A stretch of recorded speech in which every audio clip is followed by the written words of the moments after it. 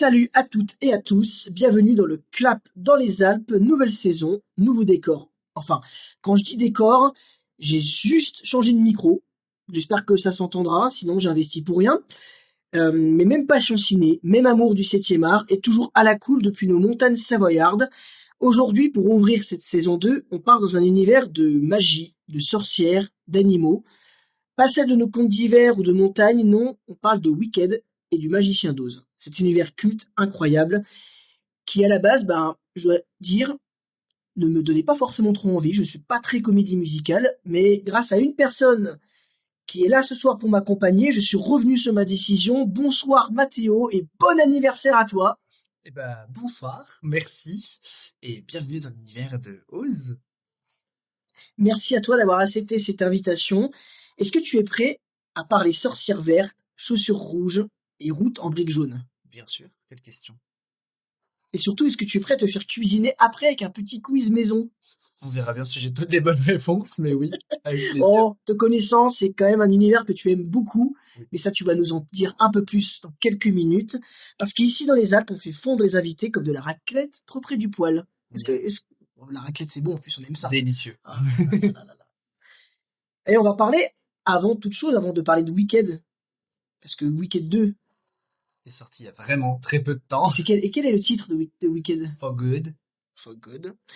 Eh ben, on va parler de la genèse du Magicien d'Oz. On va revenir un peu sur l'origine de l'histoire du monde d'Oz.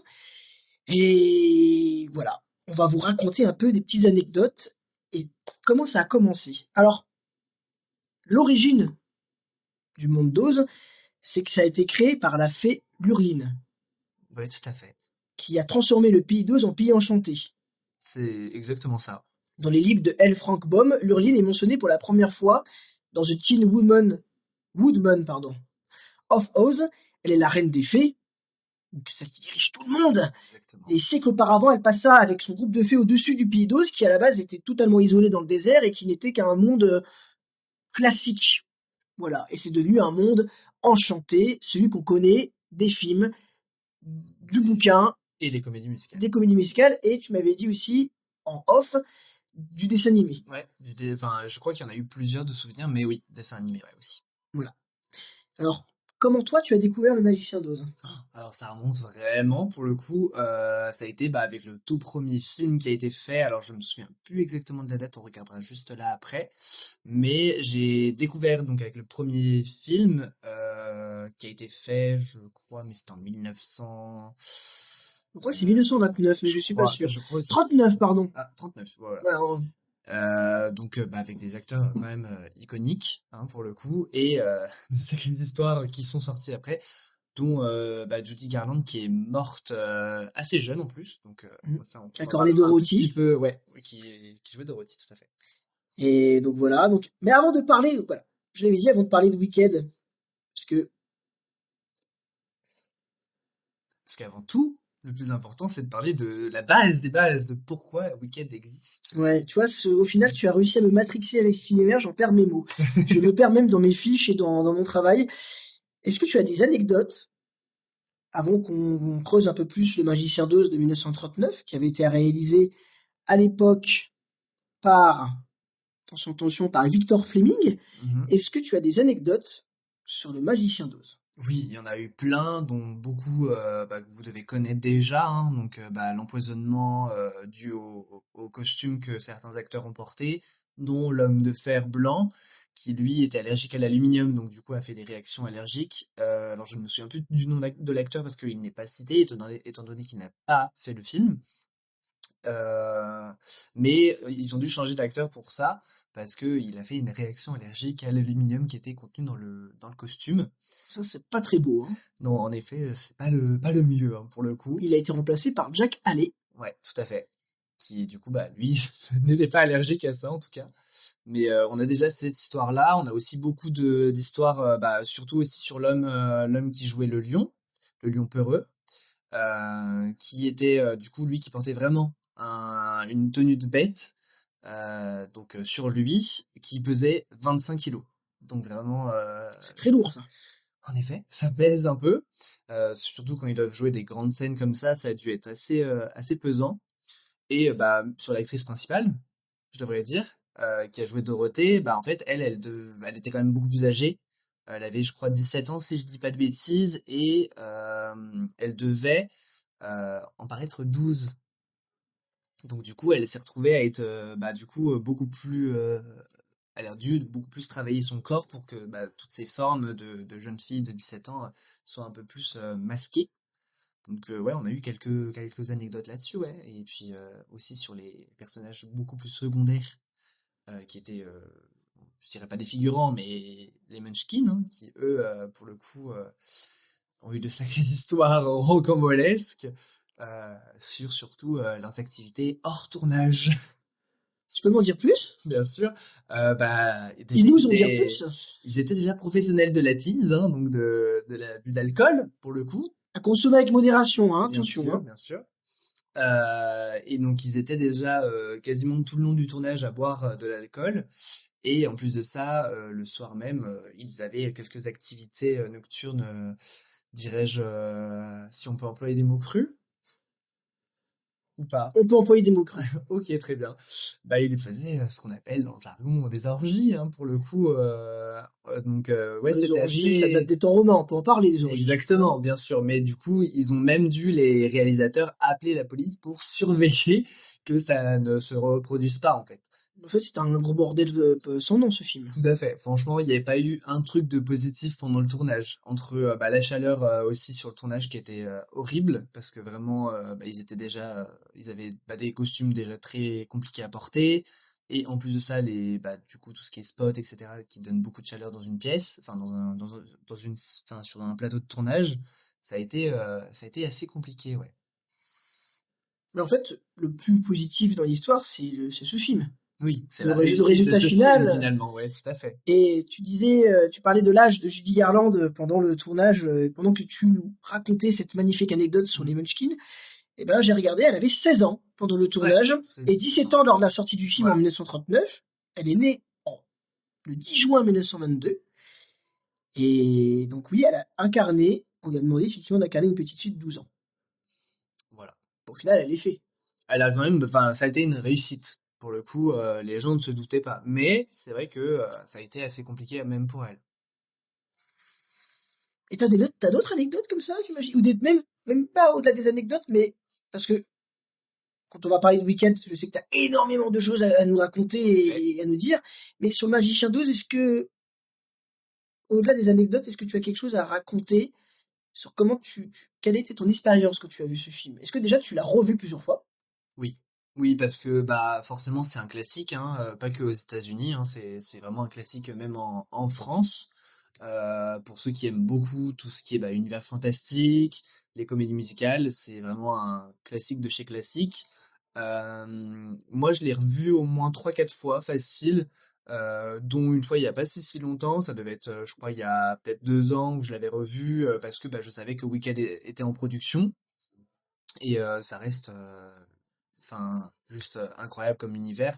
Et en plus, la qualité de ce film, étant donné que c'était quand même il y a, bah, dans quelques années, bientôt 100 ans hein, finalement. Ah Mais bah dans 13 ans, dans 13 dans ans, ça 13 ans, fera ça fera 100 ans, donc il a quand même, 87 ans. il a 87 ans, donc c'est quand même un sacré. Il a l'âge de mon grand-père qui est né en 1939. Coucou Voilà. papy! Mais voilà, donc c'est mine de rien, moi je l'ai revu ouais, il y a quand même plusieurs fois. Mais est-ce que toi, du coup, tu l'as vu Alors déjà ce moi, je film? l'ai vu 2 fois. Je l'ai vu pour la première fois il y a 4 ans. Donc j'avais à ce moment-là 22 ans. Et je l'ai revu quelques jours avant que tu me fasses découvrir Weekend. Comme Et ça, quoi? c'était il y a quelques mois, quelques semaines, Ouais, plutôt même. c'est ça. Et après, je me suis renseigné. Alors, je dois dire aux gens que, bon, il y a 4 ans, j'avais déjà adoré ce Magicien d'Oz de 1939. Pourquoi? Parce que je suis un grand fan de tout ce qui est film ancien. Je trouve que c'est ce qu'il y a de plus pur dans ce qu'il y a raconté au cinéma. On est dans une époque où il y avait pas les mêmes moyens que maintenant. Et je trouve que, bah, moi, si je devais faire du cinéma, ça serait du cinéma avec peu de moyens comme celui-là. Et encore, je trouve qu'il y avait pas mal de moyens déjà pour un tel film. Et puis, ben, j'avais l'impression de lire un livre à l'écran. Mm. Voilà. Et puis après, je me suis un peu plongé dans l'univers et j'ai trouvé mes petites anecdotes moi aussi. Bon, bah, j'avais aussi l'anecdote des Munchkins mais je me suis dit, tu la racontes tellement mieux que moi qu'il fallait que je te laisse la raconter. Il y avait l'anecdote de ce costume toxique de Ouais. l'homme au fer blanc. Et moi, j'ai l'anecdote sur la sorcière verte Mm. qui a fini, elle, intoxiquée. Donc, Margaret Hamilton, qui incarnait l'actrice de la méchante sorcière de l'Ouest, et ben, pendant le tournage, elle était vraiment verte. Réellement verte. Alors pourquoi? Parce que son maquillage contenait du cuivre.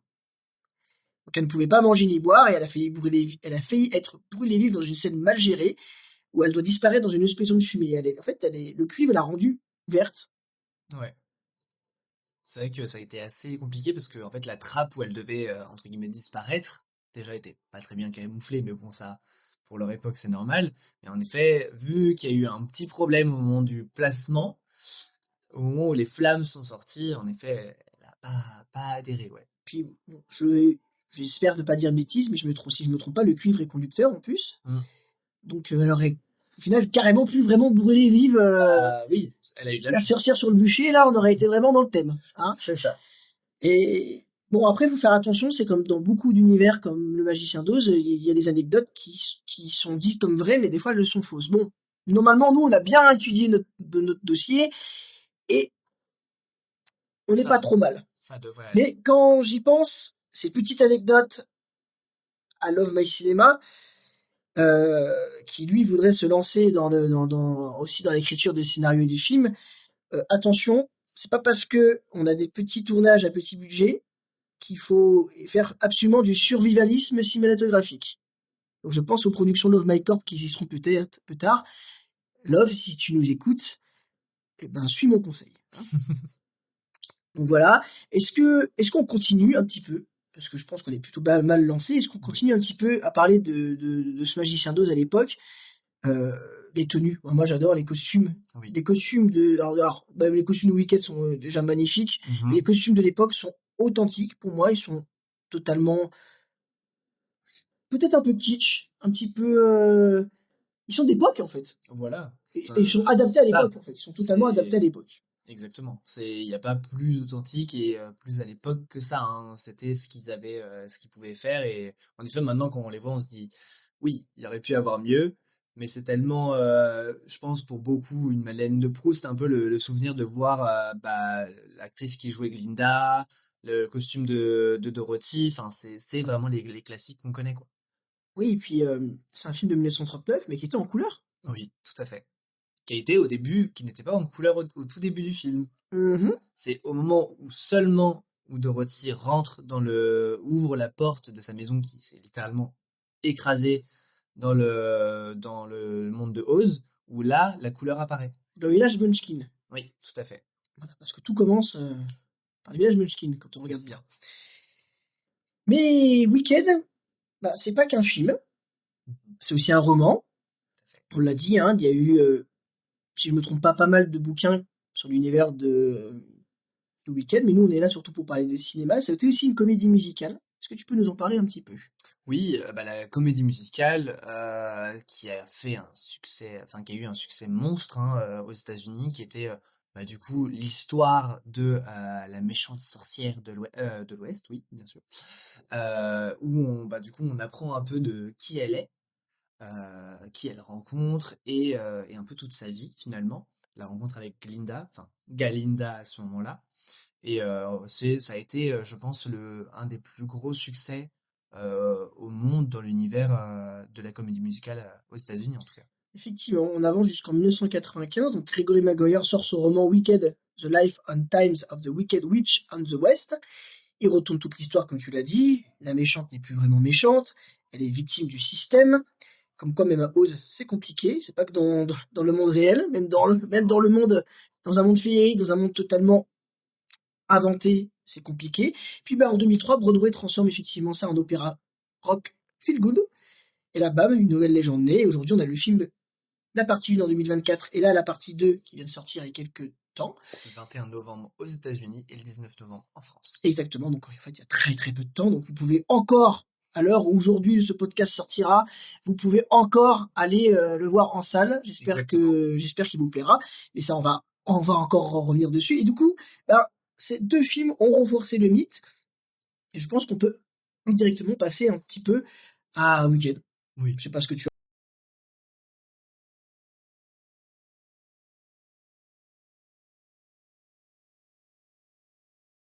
Je pense. pense que c'est une bonne idée. Euh, euh, je te laisse commencer? Oui. C'est toi le grand Le grand spécialiste. expert de Weekend, enfin les films Weekend principalement parce que ça a été une immense claque. Littéralement, il n'y a pas d'autre mot. Parce que la comédie musicale, bien sûr que je la connais, hein, forcément comme grand fan de cet univers, on est obligé de connaître. Moi, ce que j'ai beaucoup aimé dans ce film, c'est cette part de qui est montrée en fait comme beaucoup maintenant dans beaucoup de films où en fait tu comprends que tout ce que tu vois autour de ce monde est littéralement une vraie face de notre monde réel, juste un petit peu plus coloré. Mais c'est un univers qui est pour les petits et les grands, hein, pour le coup. C'est pas parce que il y a du rose et que c'est coloré que c'est pour les enfants. Bien sûr que non.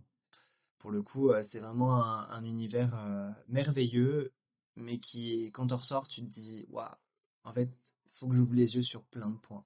Et c'est ça qui est merveilleux avec ce film et qui est aussi merveilleux à entendre avec deux actrices superbes, dont une qui est experte en comédie musicale. On va en parler dans très peu de temps des deux actrices. Bah moi, je dois dire, tu le savais, j'avais un a priori sur ce film parce que j'en ai entendu que du bien. J'en ai entendu un peu du mauvais parce qu'il y aura toujours. Bah, de toute façon, l'art, c'est subjectif. Encore une fois, voilà, ce podcast, il sert aussi à ça. Ce qu'on fait sur les plateformes de cinéma, enfin sur les plateformes de réseaux sociaux, et quand on parle de cinéma, c'est que l'art, c'est subjectif. Il en faut pour tous et toutes. Euh, J'avais un doute. Je suis plutôt en fait, rapidement rentré dans le film au final. À la différence d'autres films qui avaient de la comédie musicale, comme par exemple Wonka avec Timothée Chalamet dernièrement, où j'avais beaucoup plus de mal à rentrer. Et pourtant, ça reste un film visuellement magnifique. Wonka, je suis pas là pour le descendre. De toute façon, on n'est pas là pour parler de peut-être un épisode sur l'univers de Charlie et la chocolaterie. Peut-être. Je ne sais pas. On verra. Mais moi, avant de donner un petit peu mon ressenti, je voudrais. De toute façon, il n'y a pas vraiment de spoil, parce que j'espère que la majorité des gens ont au moins regardé la partie 1. Au moins. Moi, je vais raconter un peu. Bah, en fait, qu'est-ce que ça raconte, Weekend? Ça raconte un peu l'envers du décor du magicien d'Oz, au final. Ça se concentre plus du tout sur Dorothy, Mhm. sur l'histoire de Dorothée, mais plutôt sur celle qu'on croit connaître, alors que pas du tout. La méchante sorcière de l'Ouest qui s'appelle Elphaba. Elphaba qui est verte. Exactement. Voilà. Donc, l'histoire, elle commence un peu avec cette naissance d'Elphaba, qui naît verte, on sait pas pourquoi. Mm. Son père, un Munchkin, la rejette. Sa mère la néglige. Et toute sa vie, elle est pointée du doigt à cause de sa couleur. La seule personne qui l'aime, deux seules personnes plutôt qui l'aiment avec grand amour, c'est sa nourrice. Mhm. Quel est le nom de la nourrice? Bah en fait, enfin, elle lui donne un surnom surtout principalement. Après, je me souviens plus exactement de son nom. Mais qu'est-ce qu'elle est la nourrice, surtout? C'est un ours C'est un surtout. ours. Ouais, exactement. Un ours bien évidemment qui parle, hein, parce que dans le monde du magicien et de Weekend, on est sur des animaux qui ont la capacité de parler. Et Elphaba, elle a une sœur. Exactement. Nessa Rose, qui dans le film est en fauteuil roulant, qui du coup n'a pas eu bah, la chance hein, d'être comme, on va dire, sa sœur, entre guillemets, et d'avoir la fonction de ses jambes. Donc elles sont toutes les deux très différentes et ont pas forcément les mêmes discriminations, mais vivent toutes les deux forcément Une des... certaine forme de rejet. C'est ça, exactement. Bah justement, je trouve que, raconter l'histoire de ces deux sœurs, parce qu'elles ont leur histoire commune, Tout à fait. euh, c'est un film hyper inclusif au final quand on regarde. L'histoire est hyper inclusive, c'est-à-dire que ça parle de discrimination. Mhm. Une personne, voilà, elle est verte, Elphaba, mais elle est de couleur. Elle est rejetée pour sa couleur. Exactement. C'est un peu ce qui se passe dans la réalité, ce qui se passe depuis des siècles sur Terre et Exactement. dans chez nous, chez les humains. Mhm. Et sa sœur est handicapée. De toute façon, c'est le mot. De toute façon, il Oui. n'y a pas de mot pour décrire. Oui, bien sûr. Elle est porteuse d'un handicap et ça commence à se calmer de nos jours un petit peu, mais le handicap est aussi une grosse forme de rejet. Donc ce film est porteur aussi d'un énorme message, c'est que bah, ces personnes sont différentes, mais elles vont faire de grandes choses. C'est ça. Donc, Elphaba, elle est envoyée à l'université de Shiz, Exactement. où tout va basculer. Exactement. Voilà. Là, elle commence, enfin bien évidemment, elle a des sortes de prédispositions à la magie. Mais ça, pour le coup, elle n'en a pas vraiment conscience. Même très jeune, elle développe très rapidement ce don, mais elle n'arrive pas à savoir si ça vient vraiment d'elle. arrivée à cette université donc de Shiz, elle arrive pour juste simplement accompagner sa sœur, car elle n'a pas le privilège d'être inscrite correctement, vu que son père la rejette. Une fois qu'elle accompagne sa sœur qui du coup essaye de se débrouiller seule, se fait beaucoup trop aider en fait par la directrice qui sait que cette jeune fille, donc Nessa Rose, est la fille d'un député, et donc du coup elle veut trop l'aider. Sauf que bah, Nessa Rose, certes, elle est en fauteuil, mais elle est surtout très indépendante. Elle n'a pas besoin d'aide. Elles sont les filles du maire de la ville des Munchkin en C'est plus. ça.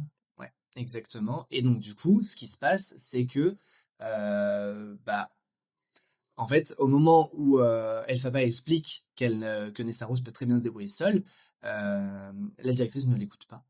Et simplement, Elphaba finit par s'énerver et du coup projeter Nessa Rose dans le ciel, littéralement, pour qu'elle ne soit plus, entre guillemets, en contact avec la directrice pour la laisser seule. Sauf que bien évidemment, c'est pas la grande réussite. Eh oui. Et puis elle rencontre quelqu'un, elle rencontre Galinda, Mhm. une blonde, populaire, superficielle, d'abord, au premier Exactement. abord, et persuadée d'être la stardose. C'est ça. Donc au début, bah, les deux elles se détestent, Elphaba et Galinda, mais à force de cohabitation, elles deviennent amies, puis Mhm. inséparables, et au final, elles représentent un peu une des plus belles amitiés tragiques de la pop culture. C'est ça. Le côté à la fois populaire, mais un peu faux. Le faux semblant pour s'en sortir, vivre une vie, je dirais, parfaite en apparence. Et Elphaba, qui, elle, est vraie, qui n'a pas peur de ce qu'elle est et de ce qu'elle va présenter, montrer et ce qu'elle va vivre. Elle se bat pour s'en sortir et être une battante pour montrer au monde que, certes, elle est verte, mais c'est avant tout une femme forte et plein de pouvoir. Puis bah, elle découvre très vite que, là je vais faire une petite avancée rapide dans le film, que bah, le monde d'Oz, transformé, dessiné par le magicien d'Oz, n'est pas totalement celui qui... Qui serait aussi parfait que tout le monde le croit. Voilà. Et on va s'arrêter là parce que sur l'explication de l'histoire, parce qu'après on rentre un petit peu trop dans le Trop dans détail, l'univers. et je ne veux pas spoiler les gens. Voilà. Mais, enfin on On pourrait. pourrait, Mais est-ce que tu as des anecdotes sur Weekend? bien sûr. Bah déjà, on a donc, comme on disait sur l'univers, les premières scènes du film. Alors c'est pas exactement la toute première, mais une des premières scènes où on voit les enfants courir vers le village. En fait, tout ce champ dans lequel il court est un champ de tulipes. Ce champ de tulipes, pour le coup, c'est un vrai champ de tulipes. Le réalisateur a voulu que ce soit le plus réaliste possible et donc du coup a demandé à alors je n'ai plus le chiffre exact, mais de millions de, enfin j'exagère, mais beaucoup de fleuristes pour que il y ait des champs en fait de tulipes colorées. Donc ça fait j'ai plus le nombre exact parce que c'est juste énorme, mais on a tout le décor en fait de fleurs et ce décor de village est totalement vrai. Ce n'est pas fait par ordinateur, ce n'est pas de la CGI du tout.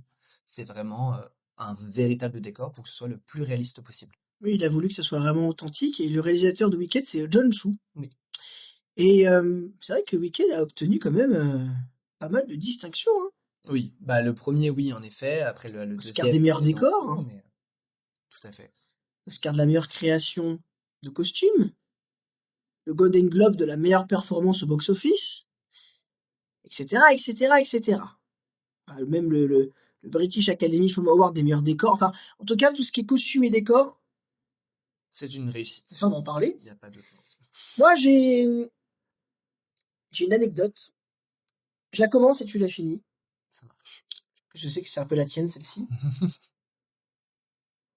Une des actrices qui joue dans Weekend est une grande fan inconditionnelle de l'univers du magicien d'Oz. Et qui est-elle?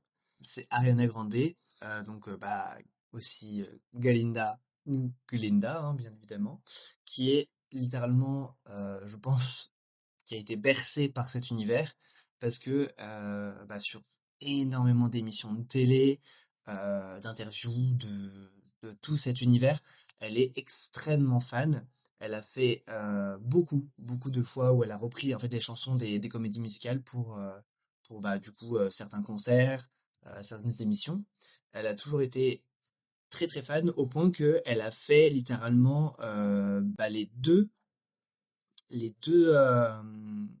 enfin, pour pouvoir jouer le rôle de Elphaba, elle a fait le casting pour Elphaba et Glinda. Tellement elle était fan et qu'elle voulait absolument être dans cet univers. Peu importe le rôle, elle voulait y être. Exactement. Mais bon, le rôle de Glinda lui va quand même. Vachement mieux que Elphaba pour le coup. Et qui joue Elphaba? Cynthia Erivo, qui est aussi une très grande star. Alors, pour beaucoup, je pense que Cynthia Erivo, c'est pas un nom qui va vraiment leur parler. Pourtant, Cynthia Erivo, c'est quand même une personne qui est très présente depuis un petit moment, déjà dans tout ce qui est comédie musicale, et qui a aussi fait la chanson Stand Up du film Harriet, qui est quand même un sacré film aussi. Et donc, on a quand même deux personnes qui ont des voix juste extraordinaires pour jouer les deux personnages principaux de Wicked. Je crois qu'elle joue aussi la Fée Bleue Oui, tout à dans fait. Pinocchio avec Tom Hanks, C'est ça. la version live. Mhm. Et, ouais, et on voit encore que pour 3 minutes où on la voit à peu près, sa voix est magnifique. Oui, tout à fait. Et moi j'ai une anecdote. Bon, je suis sûr que plein de gens qui suivent un petit peu les actualités savent que Ariana Grande et Cynthia Erivo ont été très proches. Elles sont toujours très proches toutes les deux. Elles sont presque inséparables Ouais. aujourd'hui. Et elles ont voulu immortaliser ce tournage de Weekend. Elles se sont fait un tatouage en commun. Mhm. Donc, la première, elle s'est fait la lettre E, en référence à Elphaba, donc le personnage joué par Erivo, par Cynthia, dans un cœur à l'arrière de sa jambe. Ouais. Et la seconde a le G de Glinda, le rôle d'Ariana Grande, à l'arrière de la sienne. Ça montre à quel point cette expérience, cette aventure qu'elles ont vécue ensemble, cet univers du Magicien d'Oz, je dirais pas les a matrixées, parce que c'est, on pourrait dire les a matrixées, mais Mhm. les a été hyper, hein, elles sont, ça fait peut-être partie de leur base, de leur fondement. Ouais. Ariana Grande, si j'ai bien compris ce que tu disais, ça fait partie de son ADN un petit peu le Magicien d'Oz. Tout à fait. Enfin, en fait, je pense que c'est une des raisons pour lesquelles elle a été chanteuse. Pourquoi elle a fait autant d'émissions de musique. Je pense que ça a été quelque chose qui a déclenché, entre guillemets, un peu tout ça, hein, qui a un peu déclenché son envie de chanter et d'être maintenant Glinda, la bonne. Et tu parlais de chanter, Oui, mais les deux actrices, elles ont insisté pour qu'il n'y ait aucun playback. c'est vrai. Sur toutes les scènes donc filmées pour le film, il n'y a aucun moment où les deux chanteuses chantent en playback. Elles ne voulaient pas. Pour elles, c'est entre guillemets de la comédie musicale, C'est du live en fait. mais elles voulaient que l'émotion soit la plus sincère possible, et donc pour ça, il fallait qu'elles chantent en live. Et c'est vrai qu'on parle pas trop des autres personnages là. Mhm, c'est vrai. On peut parler des autres. On a déjà bah, du coup le prince Firo, qui est joué par Jonathan Bailey. Lui, il a vécu quelque chose dès son premier jour de tournage. À peine arrivé, il apprend qu'il doit tourner la scène de danse de Dancing Frog Life, sans répétition préalable, Justement. et en plein mouvement, il heurte la tête d'Ariana Grande de plein fouet. Pris de panique et mortifié, il s'enfuit du plateau, étant persuadé qu'il a ruiné la scène, sa première scène, ce qui serait du coup une, une mise en bouche sur Oui, un début de tournage catastrophique. exactement. Et quelques instants plus tard, il revient en étant comme moi je l'aurais été à sa place, Oh. hein, je pense comme tout le monde, je pense, rouge de honte. Je suis même pas sûr que je serais revenu pour le coup. Ouais, bah, tu vois, il a fini sa prise comme un pro, on peut dire un baptême du feu. C'est ça. C'est vraiment, il n'y a pas d'autre mot, hein. Là, le baptême du feu, c'était le moment pour lui. Et est-ce il est pas trop caricatural comme prince? Oui, il l'a été, et je pense que c'est même plus que simplement le rôle d'un prince qu'il joue. Je pense qu'il joue vraiment le rôle du Don Juan parfait.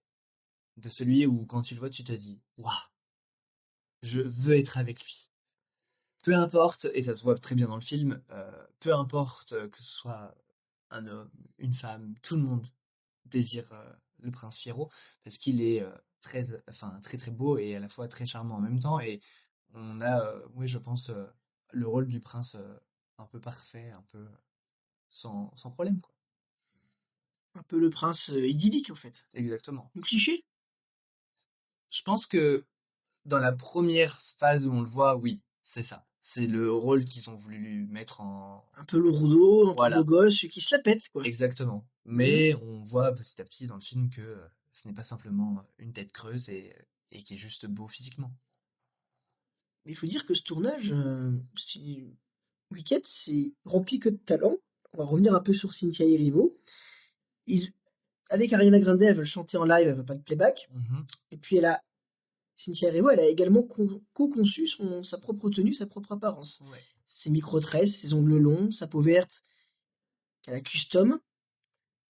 En gros, elle a voulu apporter une vision très personnelle et ultra puissante parce que moi je trouve que pour le coup, la sorcière verte qu'on voyait dans Le Magicien d'Oz de 1939 Mhm. n'est rien comparé à la sorcière verte, rien comparé à Elphaba en fait Mhm. dans Wicked. C'est, elle a réussi à rester fidèle à l'esprit de l'univers tout en Une importance, ça touche à elle. touche personnelle. C'est Voilà. ça, c'est exactement ça. D'ailleurs, anecdote aussi sur Glinda, donc Ariana Grande, lors du maquillage, elle a insisté pour qu'il y ait un produit de maquillage qui fasse partie de sa marque à elle, parce que oui, Ariana Grande a fait une marque qui s'appelle REM, ou Boutique REM, Casquette.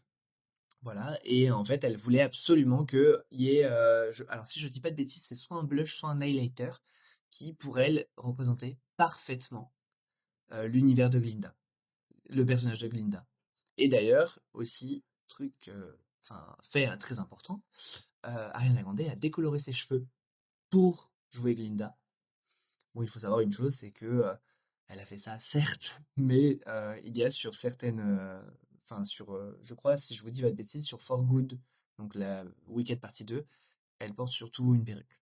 Mais elle a quand même décoloré ses cheveux pour jouer Glinda. Par contre, moi, elle m'a beaucoup inquiété. On en reparlera peut-être un peu après sur la partie 2. Mhm. Et sur les images qu'on voit des promotions de films, elle a perdu énormément de poids. Oui, elle était déjà très très mince Elle est déjà très avant. mince de base, mais là, c'était presque inquiétant. Moi, de visu, c'était assez inquiétant. C'est vrai que, alors après ça, je pense que c'est surtout pas forcément un choix de sa part, hein. Je pense que c'est un peu tout cumulé de sa vie à côté, hein, mais c'est vrai qu'Ariana Grande avait perdu énormément de poids. Et je pense que d'ailleurs Cynthia aussi a perdu du poids aussi. Mais de toute façon, c'était des rôles très émotionnels pour eux. C'est ça. La preuve, tu me racontais cette anecdote. La fin de tournage pour Ariana Grande était assez Oui. incroyable.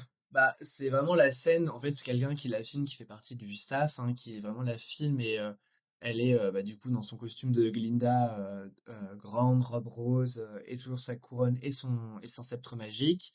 Dans la partie 2, du coup. Bah là c'était vraiment la scène. En fait, il faut savoir que les deux films ont été filmés à la suite. Donc en fait, il n'y a pas vraiment eu de coupure entre les deux. Mm. Donc en fait, le moment où on la filme, euh, c'est la dernière vraiment scène de Glinda. Alors, je pense que c'est sa dernière scène en tant que Glinda avec sa grande robe rose, ou alors c'est sa dernière, je pense. Mais en fait, au moment où on lui dit Bye Glinda, elles fond littéralement en larmes parce que bah, elle vient de réaliser son rêve de petite fille, quoi. Mais en même temps, elle se rend compte que ça y est, c'est terminé. Ça doit être une émotion, ça, hein.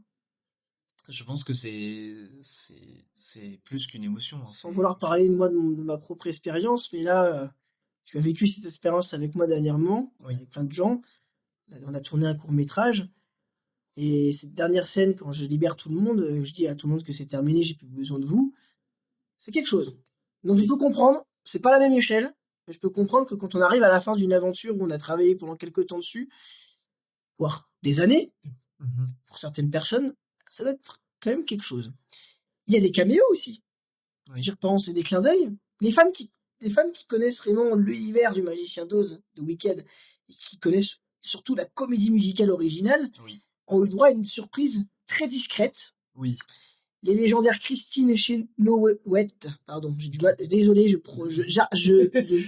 n'articule pas très bien son nom de famille, Christine Chenoweth, qui incarne Glinda dans la comédie musicale, et Idina Menzel qui incarne Elphaba, qui ont créé les rôles pour la scène à Broadway en 2003. J'avais 4 ans en 2003. J'avais 2 ans. Apparaissent brièvement dans le film. Oui, Leur apparition se fait pendant une scène de foule à la Cité d'Émeraude, où elle chante en arrière-plan sur One Short Day, c'est ça. dans un clin d'œil complice aux spectateurs les plus attentifs. C'est ça, exactement. Pour le coup, c'était je pense, la plus grosse surprise de ce film, de les revoir apparaître comme ça d'un seul coup, alors que personne, mais pour le coup, personne ne s'y attendait. Ça a été une très belle surprise. Puis moi, j'étais pas au courant, Oui, mais apparemment, il y a eu des petites histoires de romance oui, tout à dans fait. les coulisses. En effet, bah, Ariana Grande a rencontré l'amour pendant ce tournage de Wicked. Donc, l'acteur qui joue Boq, donc le Munchkin Boq, donc Ethan Slater, et ben ils sont maintenant encore ensemble. Ouais, ils se sont rencontrés pendant le tournage de Wicked. Ça, c'est beau, ça. Et oui, et c'est assez rigolo quand tu Ouh. dis que dans le film, enfin dans les deux films, l'acteur donc Boq rêve d'être aux côtés de Linda et que ce n'est pas du tout le cas, quoi. Donc c'est Dans assez la rigolo. vraie vie, il le fait, quoi. Voilà, exactement. Bah, bravo, mon gars, hein. Ah là là. Est-ce que tu as des choses à rajouter au moins sur la partie 1 de Wicked? Je pense que j'ai fait à peu près le tour de cet univers. Après, je pense que on vous laisse surtout voir le film. Pour ceux qui ont Canal+, on ne fait absolument pas la promo, mais il y est, Il est hein, encore il est dispo, ouais. encore dispo, donc n'hésitez pas à le voir parce que je pense que même si on n'est pas forcément un très grand fan, on peut passer un excellent moment pour voir ce film. Enfin, je le confirme. Moi, je le confirme parce que je suis dans ce cas-là. Et je conseille aux personnes de au moins regarder les chansons en titre original. Oui, Voilà. Si vous n'êtes pas très à l'aise avec l'anglais, regardez les films en français, mais gardez les musiques en original, si vous y arrivez, en sous-titré français. Sinon, bah, regardez tout en français si jamais, voilà. Ça sera pas du tout la même musique, pas les mêmes propos. Mais, alors, je ne dénigrerai jamais la VF parce que je suis un grand fan de la VF mhm. et que je soutiens le groupe Touche pas ma VF, qu'il faut absolument, c'est la petite parenthèse soutien, il faut absolument soutenir le métier de doubleur et de doubleuse, un métier en danger à cause de l'IA, l'IA qui sera un sujet d'un prochain podcast, d'un prochain épisode du Club dans les Alpes. Voilà, donc regardez-le dans la version que vous voulez, mais pour vraiment vivre l'expérience, regardez-le en version originale. Après, sur Canal+, je fais la petite aparté, pour rester sur Canal+, on est sur, même en français, vous avez les chansons en anglais. C'est forcément le cas. Après, si vous voulez voir tout en anglais, bah, vous mettez tout en anglais, hein. Mais sinon, c'est bah, du coup, enfin, tout ce qui est discours, tout ce qui est non chanté, c'est en français. Et après, les chansons sont en anglais. Est-ce qu'on parlerait pas un petit peu de la partie 2, Sans trop spoiler. sans trop Parce qu'il spoiler, est sorti il y a vraiment pas qu'on longtemps. a vu ensemble le soir avant sa sortie Oui, en salle, exact. comme beaucoup de gens, parce que voilà, énormément de gens l'ont vu en avant-première. Mais alors, sans spoiler, qu'est-ce que ça raconte un petit peu et quel est ton ressenti personnel? Bah, c'est toujours la suite de l'amitié entre Glinda et Elphaba, hein, on est toujours sur ça et un peu le combat que Elphaba doit vivre et quand je dis, son combat, il y a aussi, celui de Glinda, hein, parce que, bah, Glinda, est toujours cette, femme populaire, qui est, encore plus maintenant, mais on est sur, ouais, sur deux personnes, qui continuent de se battre, mais de façon complètement, différente. Bah moi, le premier, je l'avais quand même noté 4 sur 5, je me trompe pas. Le deuxième, bah, je lui mets à peu près la même note parce que je trouve que c'est une bonne, très très bonne continuité. Je, je suis peut-être pas sensible à la base à ce cinéma. Moi, je sais que on peut le dire ici. Tu as été très ému Oui. en le regardant. Ça m'a touché aussi. J'ai eu quelques frissons parce que j'ai trouvé que c'était une très très belle histoire et que ça complétait énormément de choses qu'on n'avait pas pu voir dans le Magicien d'Oz. Et puis donc, le casting est assez incroyable, hein. On n'a pas parlé de qui incarne le Magicien d'Oz dans le film. C'est Jeff Goldblum. Et Jeff Goldblum est quand même un grand acteur C'est et vrai. je trouve qu'il l'incarne très bien, Oui, avec je suis d'accord. un certain vice, une certaine malice Mm. et une certaine naïveté presque volontaire de sa part. Ah bah non, j'y suis pour rien, Oui. alors que si. Il joue Voilà, très bien si le pour quelque rôle chose. du méchant, mais qui n'est pas méchant, et et qui ment très très bien, pour le Et qui coup. se fait peut-être avoir par son propre système au final, système qu'il a créé lui-même, il se Tout fait à fait. avoir par son propre jeu. Oui. Voilà, on va pas trop en dire plus pour la partie 2, à part de vous conseiller d'aller le voir, parce que c'est comme tout film. Alors, à part des films vraiment peut-être très problématiques qu'on vous conseillera jamais d'aller voir, Mhm. mais celui-là, on vous conseille d'aller voir pour vous faire votre propre avis. Et que vous soyez fan de comédie musicale ou pas, fan de l'univers d'Oz à la base ou pas, ou simplement fan d'Ariana Grande, hein, je vous vois venir, les groupies d'Ariana Grande. Mais en vrai, au-delà d'elle, sur la performance artistique, moi j'ai découvert Cynthia Erivo que je ne connaissais pas avant. Ouais. Et c'est, comme Mathéo l'a dit en début de podcast, c'est une véritable claque. Oui.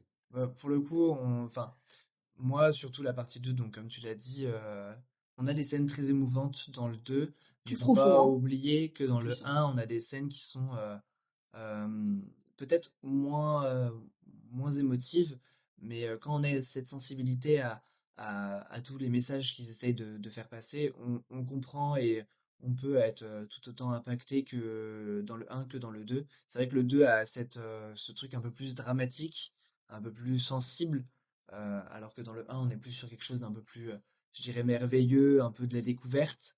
Mais c'est vrai que le 2, on est sur quelque chose qui va être un peu plus poignant et qui peut toucher beaucoup plus de personnes. Super. Ben, en vrai, qu'est-ce qui, selon toi, Mhm. j'ai du mal à m'exprimer, vous voyez, ça m'émue. C'est la magie. Non, mais c'est surtout le fait que c'est le début de la saison 2 de ce podcast et que d'avoir Mathéo en invité, c'est super. Mathéo est un ami de longue date maintenant et on a partagé énormément de choses ensemble. Et c'est quand même lui qui m'a fait découvrir cet univers. Donc au final, ce podcast, je lui dédie cet épisode. Voilà. Merci, merci. Et qu'est-ce qui, selon toi, Mathéo, rend Wicked si populaire aujourd'hui?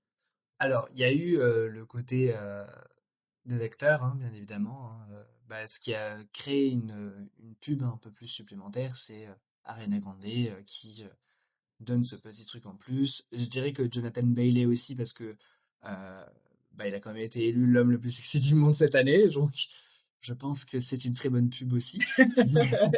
Pour le coup, pour les gens un Pour peu qui aiment bien saliver devant certains films. Voilà. qui aime bien les petites news comme ça, Voilà, croustillantes, c'est ça? exactement. On se comprend. Non, voilà, je pense que c'est déjà aussi beaucoup les acteurs qui ont donné un peu cette pub vraiment importante. Après, je pense aussi que c'est un peu, c'est vraiment de la magie pure en fait, hein. C'est vraiment un univers qui est tellement merveilleux et tellement fort qu'en fait, on n'a pas, enfin, ça se fait tout naturellement. Et puis, ceux qui adorent la comédie musicale iront forcément. Et je pense que cette réussite dans tout ça, c'est dû un peu à tout l'univers aussi. C'est pas que les acteurs, et je pense que c'est l'univers aussi qui donnait envie de voir un peu l'envers du décor de pourquoi la méchante sorcière est-elle méchante. Et c'est vrai que moi, on peut remercier quelqu'un qui nous écoutera pas, le réalisateur John Soo, qui il a fait quand même des choix assez impressionnants pour ce tournage. C'est qu'il, à peine engagé, il décline le remake live de Lilo et Stitch, qui a été un gros carton quand même aussi en termes d'entrée. Alors, pas autant, je crois, qu'au week-end. Je n'ai pas regardé les chiffres du box. Alors, sachez que les chiffres du box-office, et ça, je m'adresse à mon éditoria, ne m'intéressent pas. Je ne mesure pas un film à son nombre d'entrées. Et pour moi, un film n'est pas un film réussi à son nombre d'entrées, comme m'a pu le dire un homme politique en France il y a quelques jours. quelqu'un du RN, Sébastien Chenu, à qui je m'adresse à ce passage. Je vais peut-être être censuré, mais je t'emmerde. Et gracieusement, un film n'a pas de succès que grâce à son nombre d'entrées. Il a aussi souvent du succès quelques années plus tard. Et puis, il faut quand même ne pas oublier qu'il y a des gens qui travaillent sur ce genre de film et que c'est pas que les acteurs et les réalisateurs, c'est toute une équipe derrière. Et on va pas piloguer sur ça, mais je remercie le jeune Chou de ne pas d'avoir finalement tourné Week-end et d'avoir décliné énormément de choses comme Mhm.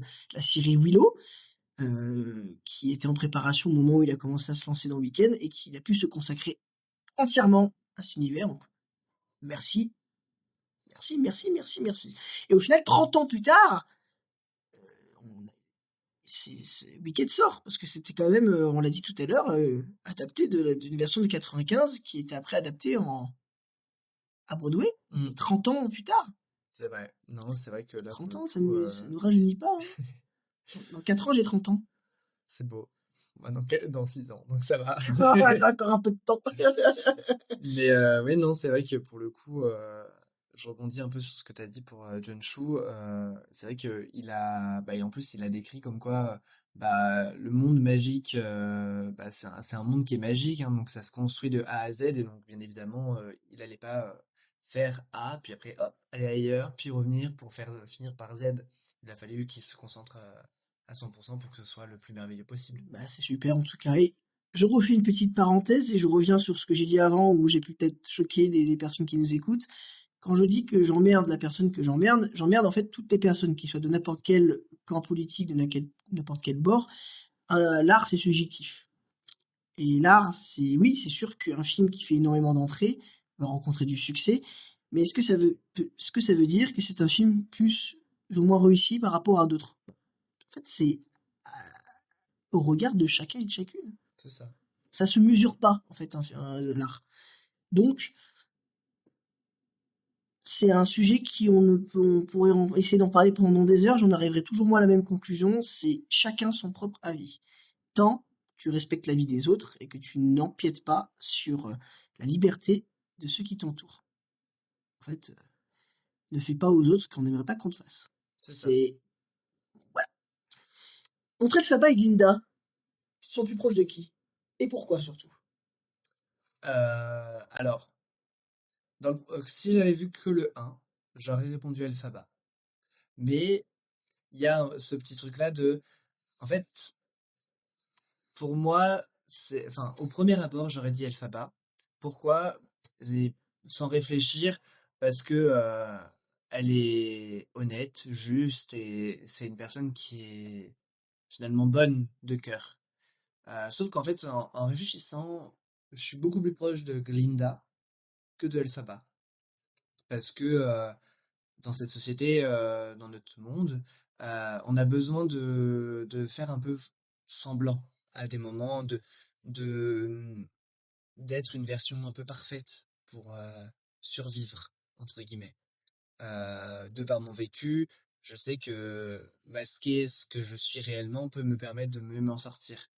Donc c'est pour ça que je me sentais plus proche de Glinda et ça s'est encore plus confirmé en voyant Wicked for Good, donc la partie 2, où je me suis rendu compte que oui, Glinda était vraiment le personnage qui, pour moi, me ressemblait plus et auquel je pouvais vraiment me raccrocher pour ces raisons, parce qu'en fait, on a beau créer une fausse apparence, en réalité, c'est juste une coquille pour se protéger d'un monde plus cruel et c'est pour ça que ouais, pour moi, Glinda, c'est mon personnage, je dirais pas favori, mais, euh, mais c'est malgré moi en tout cas. Au final, je pense qu'énormément de spectateurs, spectatrices se reconnaîtront dans l'une ou dans l'autre, Mm, soit dans Elphaba, soit dans Glinda, voire même les deux en même temps, parce qu'on peut très bien mixer les bien deux. sûr.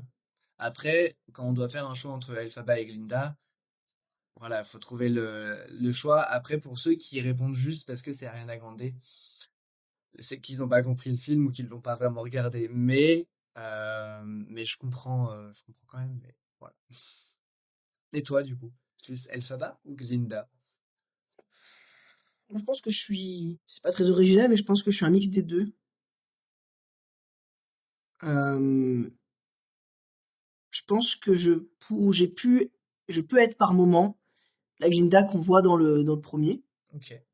un peu superficiel, mais moi c'est un jeu en fait. C'est-à-dire que j'aime pas forcément. Je suis quelqu'un de très à l'aise en public, sinon j'aurais jamais fait, je ne ferais jamais de, je me serais pas lancé dans tous les projets que j'ai faits si je n'étais pas à l'aise en public. Et toi tu les connais, la Oui. totalité de tous les projets, mais bon, on n'est pas là pour en parler non plus, mais je pense que je peux être par moment, mais c'est parce que je pense que j'ai toujours eu besoin, pendant longtemps, d'être un peu cette Glinda qui a besoin de se montrer. Mmh. Parce que si elle ne se montre pas et que les gens ne la regardent pas, elle se sent pas exister et c'est un peu mon cas. Ça a été mon cas pendant longtemps, c'est-à-dire que si je ne me j'avais besoin de l'approbation et du regard des autres pour exister. Et je me suis rendu compte au fur et à mesure du temps que c'était pas forcément la meilleure des choses et que de toute façon, ce qui importait, c'était plutôt mon avis que celui des autres. Donc je suis devenu de plus en plus peut-être alphabet et puis, bah, c'est venu dans toutes les luttes que j'ai pu mener, je me sens plus Elphaba parce que je me bats des fois peut-être pour des causes perdues pour certaines et que toute ma vie sera un combat pour, défendre tout ce qui peut être défendable. Toutes les discriminations, heu, en étant toujours mesuré, toujours, droit dans mes bottes, toujours aussi à me respecter qui je suis. Donc en fait, je pense que par moments je suis Elphaba, par moments je suis Glinda, mais si je devais résumer à la qui je suis par rapport au film 1, à la partie 1 et la partie 2, je suis plutôt la Glinda de fin, OK. mais qui garde des traces d'Elphaba, d'une certaine manière. Et ça, vous le verrez que dans le 2. Voilà. Et si tu pouvais adapter un autre personnage secondaire de Oz, en spin-off, tu choisirais qui? Parce que c'est vrai que on parle énormément de Des 2 Glinda, actrices, d'Elphaba, ouais. mais est-ce qu'il y a quand même des personnages, quand on a vu les 2 parties, Oui. qu'on a de quoi se mettre, sous la dent et de quoi raconter. Toi, en ayant vu les 2, et je sais que tu vas retourner, que tu es peut-être même déjà retourné quand ce podcast est sorti, Le le voir. revoir, tu seras Oui. peut-être quel autre personnage on pourrait adapter selon toi? Alors si toi tu étais réalisateur plutôt, Ouais. quel personnage secondaire tu voudrais adapter? Quel personnage j'aimerais être? Être et adapter. Voilà. Ouais. Qui tu voudrais être et qui tu voudrais adapter? Voilà, c'est une question en 2 réponses. Mmh. J'aimerais, en si je pouvais jouer entre guillemets un rôle, autre que, bah, Glinda ou Elphaba, j'aimerais beaucoup jouer, bah, Madame Morrible qui est la prof, de magie, de l'université, Sheez, qui est à la fois, mystérieuse, puissante et a un soupçon de quelque chose de secret, pour le coup, que je ne veux pas divulguer pour ne pas, donner, un peu toutes les clés pour tout le monde. Mais ouais, Madame Morrible, je pense que ce serait quelqu'un d'assez intéressant à jouer. Après,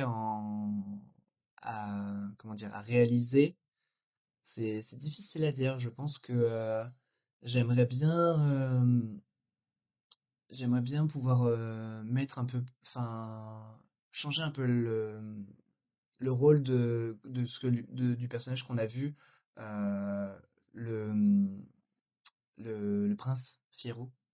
Je pense que j'aimerais le modifier entre guillemets.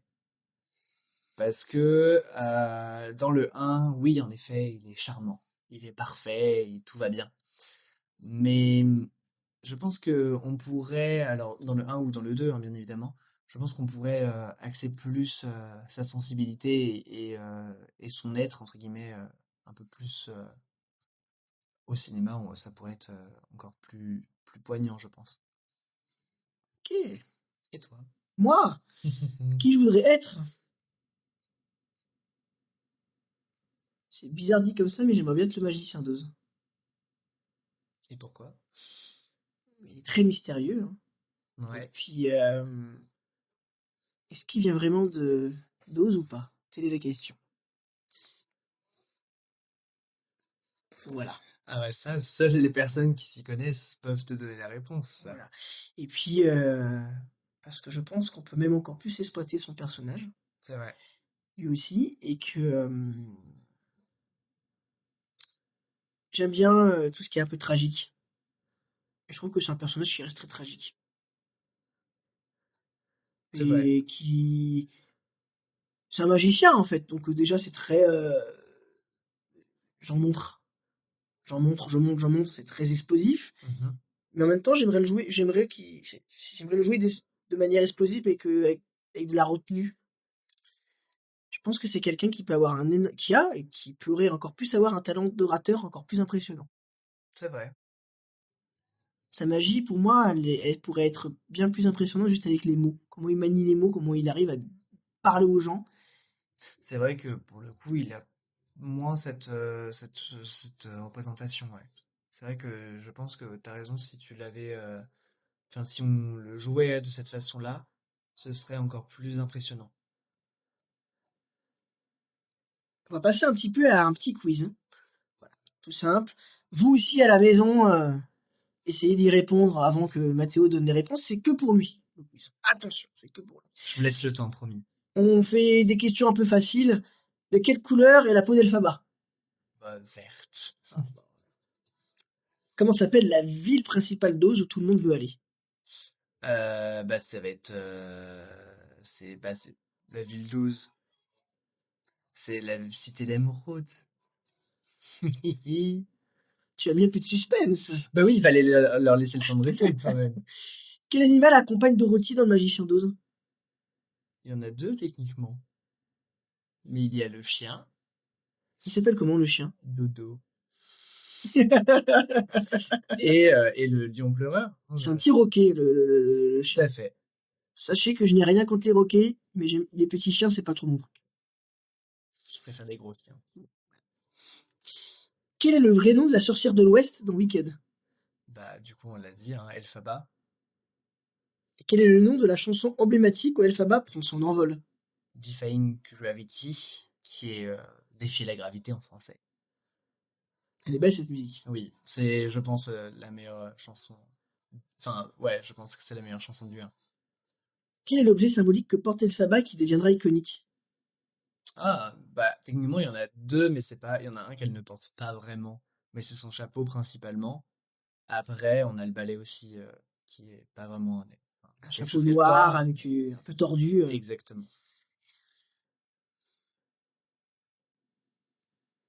Pourquoi Fiyero subit-il une transformation inattendue dans l'œuvre? Et ça, C'est un spoil. c'est un spoil, mais je veux que tu sois le plus Faut que je spoil le moins possible, faut c'est que ça tu que t'as survoles la choisi. question le plus possible. Si tu y arrives, sinon tu réponds pas, tu dis je ne réponds pas à la question. Si, je peux répondre, mais il faut que je trouve une réponse pour pas que les gens soient spoilés de la chose. Bon, après, pour ceux qui connaissent, ils sauront déjà la réponse, mais euh, je dirais pour par amour. Je Enfin, pense que je pense que c'est la meilleure réponse que je peux donner sans spoiler. c'est une très très belle réponse. Au final, Oui, ce film parle d'amour. oui, c'est vrai, L'univers parle d'amour. c'est ça. Est-ce que tu as d'autres choses à faire part? Ou tu penses qu'on a fait le tour?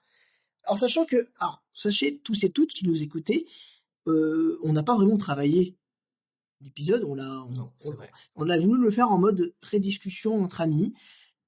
Donc, c'est énormément improvisé. On n'est pas des professionnels. On ne le sera peut-être jamais. On n'a pas l'intention, en tout cas, de l'être pour l'instant. C'est ça. Donc, c'est une simple discussion qu'on vous fait partager. Voilà. Donc, Exactement. si en commentaire vous avez des choses à dire, n'hésitez pas à le dire. Oui, tout à fait. N'hésitez surtout pas à nous reprendre si on a dit des petites bêtises, parce que ça arrive qu'on se trompe d'un ou deux mots, hein, bien évidemment. On est, bah, comme Hugo disait, on n'est pas parfait, hein. Après, n'hésitez vraiment pas. Même si vous avez des questions enfin, en suite avec le sujet, on pourra vous répondre, il n'y a pas de problème. Et moi, je pense que pour un peu clôturer tout ça, euh, si vous avez vécu un événement dans votre vie où vous avez dû rencontrer des gens importants et qui sont toujours importants pour vous, je pense que ce film vous parlera énormément. Surtout, je dirais le 2 qui est un peu une, une, une phrase, enfin pas une phrase clé, mais un moment clé qui nous fait un peu ouvrir les yeux sur l'amitié et sur tout ce qui est en lien avec l'amour finalement et ce qui est véritablement merveilleux. Mais ça vous le verrez qu'en voyant le 2. Et je pense que pour ceux qui sont hypersensibles, vous pleurerez dans tous les cas. Je suis pas hypersensible, j'ai quand même pleuré. Donc je vous le dis. Et ben voilà, Mathéo a posé les termes. Donc voilà les amis, c'était le premier épisode de la saison 2 du Clap dans les Alpes. C'était un retour. Je pense que je ferai un épisode spécial du bureau des plaintes. Vous pourrez vous plaindre ça fait longtemps qu'il n'est pas venu. À chaque fois, il disait qu'il revenait, il n'est pas revenu, il est revenu, il n'est pas revenu. Il nous a menti, attention. En vrai, bah, on a fait quand même un tour complet dans Ose. Oui. On a parlé sorcière, injustice, chanson qui reste en tête pendant 3 jours, hein, voire même plus. Et moi, j'ai une vision hyper. Ça regroupe un petit peu ce qu'on a dit. On aurait très bien pu finir sur la magnifique phrase de Mathéo, mais moi, je me connais, je ne suis incapable de finir comme ça. Mais sachez que si vous voulez vous arrêter à maintenant, vous pouvez vous arrêter à maintenant. Pour moi, c'est la caricature, ce film. C'est même pas la caricature, c'est la description, c'est la mise à l'écran de n'importe quelle personne qui serait incomprise. Peu importe qui elle est, qu'elle soit brillante, idéaliste, engagée, enfin une personne entre guillemets différente, mais qui ne l'est pas. Parce que quelle est la différence? Qu'est-ce qui n'est pas une différence? Enfin, c'est très philosophique peut-être comme question, mais Vous avez 4 voilà. heures. Vous avez 4 heures. Exactement, vous avez 4 heures. Et pour moi, ces 2 films sont un petit peu le reflet de ce qu'on voit dans notre système politique actuel et dans notre société actuelle, plus large. Donc, comme quoi, voilà, même dans un monde fantastique, les institutions partent en vrille. Donc, il est sûr et certain, même si vous n'aimez pas du tout les comédies musicales et l'univers du Magicien d'Oz, si vous le regardez, il est sûr et certain qu'à un moment donné, vous allez forcément vous reconnaître dans quelque chose. Ou reconnaître quelqu'un de votre entourage, ou reconnaître quelque chose que vous voyez tous les jours. C'est obligé. Donc voilà, c'était le premier épisode de cette saison 2. Franchement, je suis très heureux d'avoir reçu Mathéo dans ce... Qu'est-ce que... Il a voulu me couper la parole. Oui, j'avoue, je le reconnais. Non, Vas-y. je voulais avant tout, parce que j'y ai pensé juste à la fin, avant qu'on clôture vraiment, vraiment, avoir ton avis sur tes chansons préférées du film. Waouh. C'est dur, je sais. J'ai les miennes aussi, et je veux aussi, pour ceux qui ont déjà vu les films, si vous voulez mettre votre classement vos chansons préférées du film, je vous en prie. C'est justement, je suis hyper curieux de savoir qu'est-ce que vous avez apprécié et lesquels vous avez vraiment apprécié dedans. C'est une sacrée question. Oui, je sais. Vous voyez à quel point ce podcast est improvisé et que voilà, c'est un peu brouillon à la fin, mais on adore, c'est ça le but, c'est ça le cadre des Alpes, c'est quelque chose de décontracté. Quel est Bon, déjà, Defying Gravity, Oui, forcément. Moi, j'ai pas de classement, parce que je connais pas forcément les titres par cœur. oui.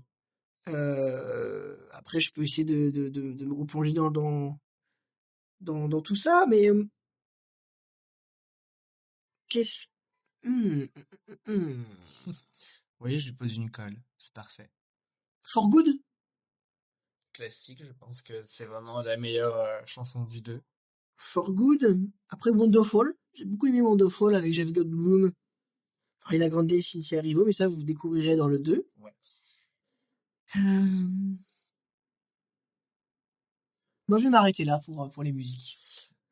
Et toi, Moi, Mathéo? je pense que, alors en effet, je pense qu'en tout premier, c'est For Good, parce que c'est vraiment celle qui m'a le plus parlé et qui est, je pense, la plus belle chanson de enfin, des 2 films. En deuxième, je pense que ça va être.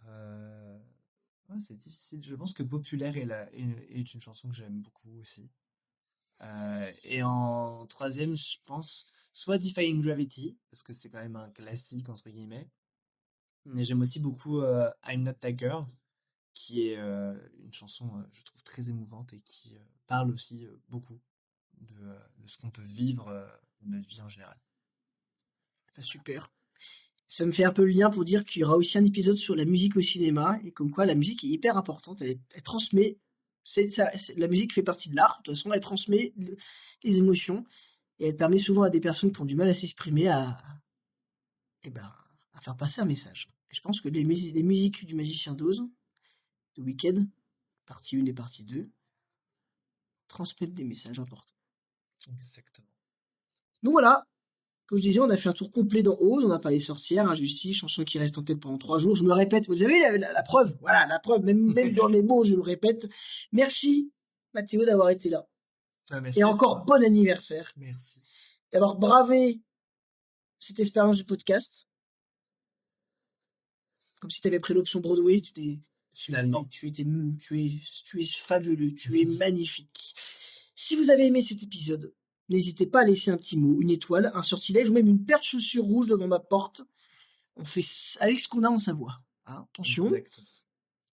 Voilà, si ce podcast, comme je l'ai dit, vous a plu, il est disponible sur toutes les plateformes d'écoute, Spotify, Apple Music, non, Apple Podcast, pardon, vous voyez. Franchement, aujourd'hui, ça va pas.